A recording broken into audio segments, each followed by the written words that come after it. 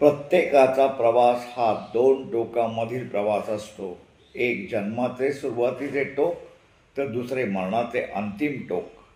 या दोन टोकामधील प्रवास मात्र कसा करायचा हे ज्याचे त्यानेच ठरवायचं असतं. कारण ह्या प्रवासाचा लगाम आपल्याच हाती असतो.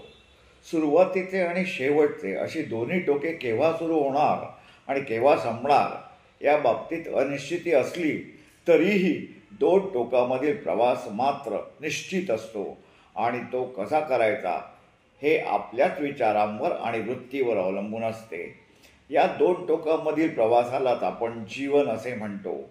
जे या जीवनाचा प्रवास देव, दैव, प्राक्तन, नशीब यांच्या हवाली करतात त्यांचा प्रवास अत्यंत खडतर आणि दुःखद होतो.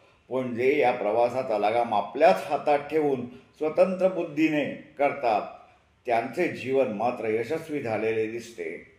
तुम्ही कशा प्रकारचे जीवन जगू इच्छिता बरं?